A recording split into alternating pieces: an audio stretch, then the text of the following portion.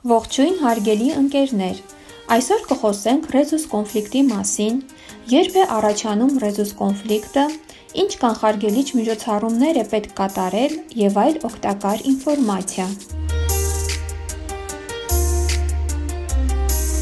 Հետևեք մեր էջին և ստացեք օգտակար ինֆորմացիա։ Ռեզուս կոնֆլիկտ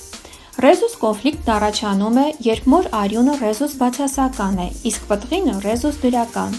Դա հիմնականում լինում է երկրորդ հղիության ընթացքում, եթե նախորդ հղիության ժամանակ երեխայի արյունը դրական է եղել, իսկ մայրը ծննդաբերությունից հետո 72 ժամվա ընթացքում հակառեզուս իմունոգլոբուլին չի ստացել։ Ռեզուս կոնֆլիկտ կարող է առաջանալ նաև աբորտից կամ վիժումից հետո։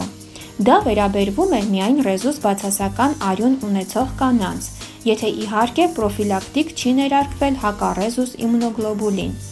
Դա արվում է կանխարգելիչ նպատակներով, քանի որ վաղ հղիության այդպիսի ժամկետում հնարավոր չէ որոշել՝ պտղի արյան խումբը դրական է, թե բացասական։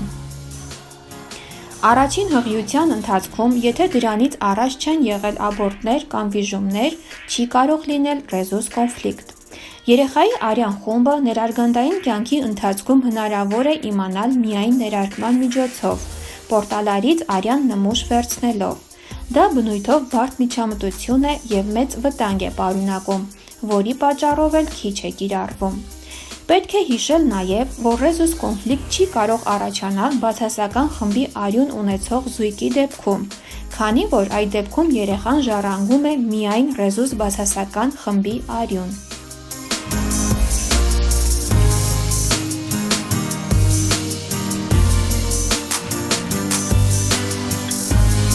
Հավանեցիք տեսանյութը, ուրեմն սեղմեք բաժանորդագրվել և լայքի կոճակը։ Դա կոգեշնչի մեզ էլ ավելի շատ նյութեր պատրաստել ձեզ համար։ Շնորհակալություն։